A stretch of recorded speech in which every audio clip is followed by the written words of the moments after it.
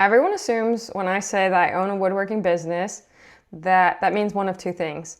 That I make cutting boards and sell them at farmers markets, or that I make $20,000 custom furniture pieces for custom clients, and we're neither.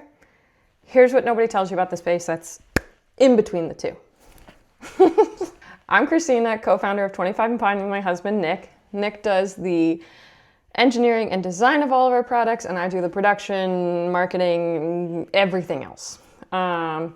We worked a lot of nights and weekends to build our business up to this point, like you do with any business.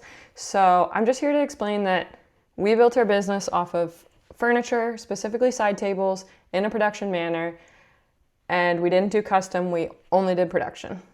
If you know us, it's probably because of this table. This is the Liz table. We built it for my sister one year for Christmas because she needed a table in her small Philadelphia apartment, and nothing online she found could fit. And then we fell into a production woodworking business. I guess to back up a little bit, we started woodworking because Nick bought a CNC to hide an engagement ring purchase. Obviously it worked out. And he told me I could make signs and things and like start that little business that I always wanted. And here we are today, like 8 years later, with a full-fledged business where we make side tables. So I joke that my full-time job is making tables, which it's not a joke. That's actually what I do.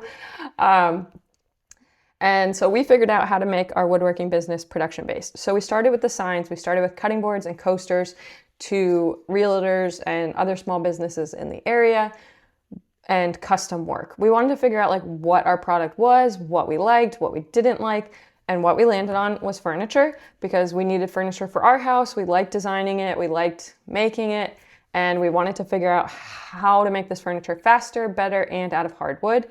So we started everything with pine, hence the name 25 and Pine.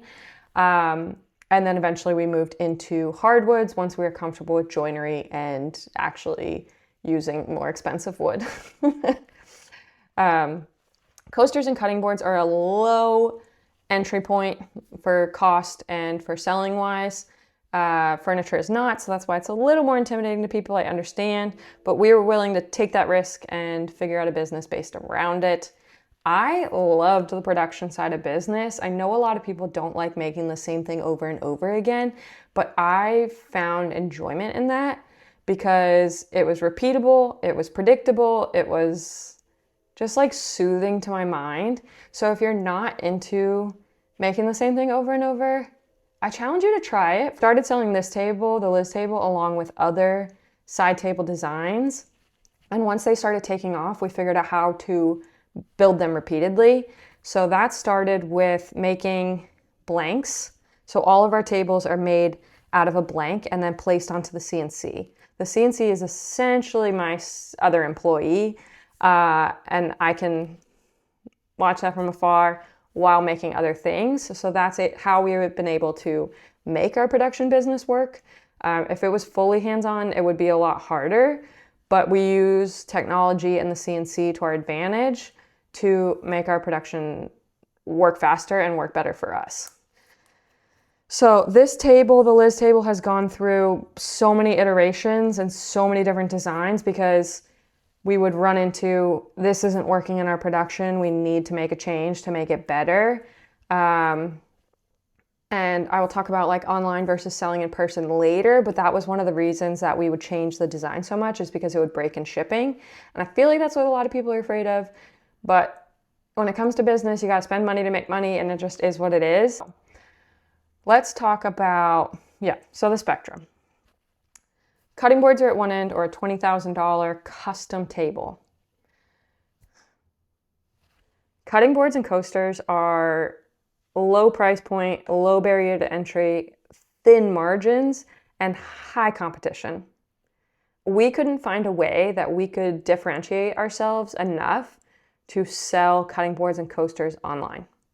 That's point blank. Then there's us in the middle. We're production based, it's repeatable, it's predictable. Order came in, it was like, okay, it's for this table in this wood variety, and this is the quantity that they want, this is when it has to ship by, and this is when it was ordered. So all of that would be laid out. So every week I knew exactly what I was working on.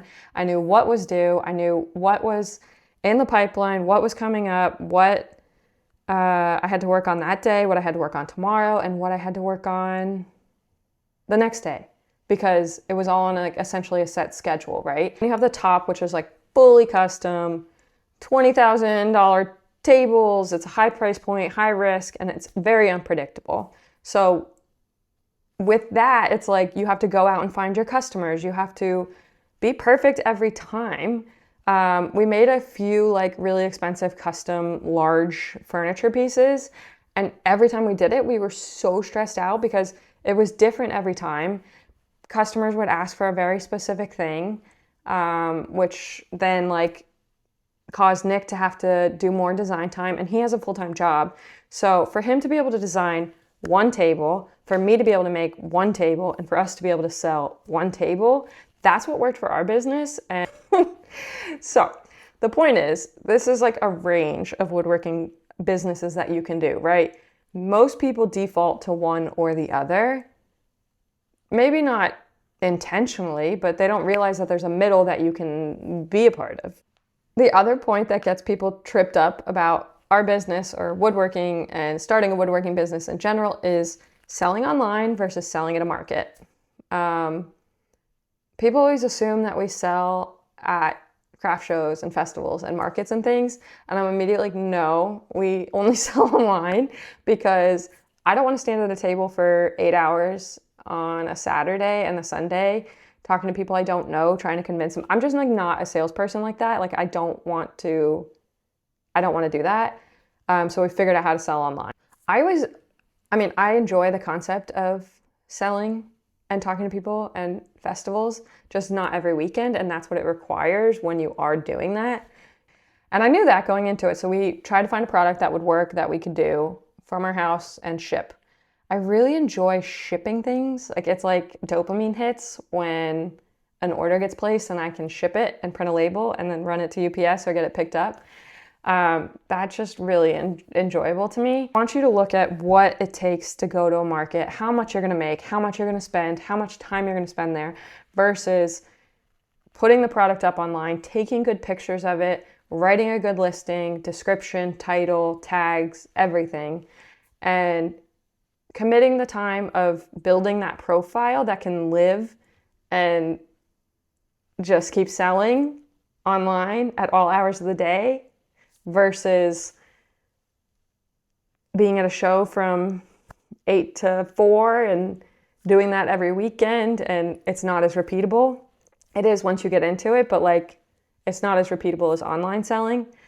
And specifically with furniture, like somebody's not going to go to a craft show and buy like a $400 table at a craft show. And also the logistics of an assembled side table and bringing all of those to a craft show sounds absolutely miserable. Like we've thought about it and it just like, I can't, that just sounds really difficult. Like moving all of our inventory was hard. So I don't want to do that every single weekend. And we've thought about other ideas of just like, you can order it and we'll deliver it later, but that's just like an extra step that doesn't feel necessary. With a cutting board at a market, obviously people can just take it and that's a lot easier, but with furniture, that wasn't realistic. So shipping was another part of online sales that intimidates people, and we decided we wanted our tables to ship fully assembled because a lot you have to assemble and we didn't like that concept. So we figured out the design and the construction based on shipping. So every time we design a new table, we go immediately to a box wholesaler.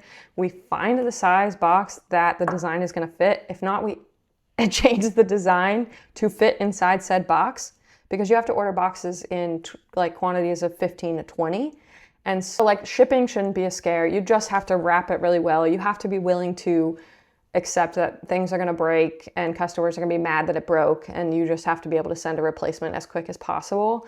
And with production, you're already building the same thing over and over, so you can just take one from production and bloop, bloop, send it to that person, right? Or just have like one extra that you're making every week, so that of your best seller, so that you can like adjust when things like that happen. So there's no wrong lane on any of this. I just wanted to give you an honest based opinion on what we did, how we structured our business, and for you to be able to make a decision on what how you want your business to go, what you want your life to look like. And this is what we did and how it worked for us and why we did it. So if you have any questions about production, about pricing, shipping, selling online, drop them in the comments. If you couldn't tell, I love to talk about business and I'm excited about it. And like I said, we have zero woodworking experience and we figured it all out. And I just want to share that knowledge with you and get you excited about production because I love it so much. And I really think it's a good way to go about a woodworking business.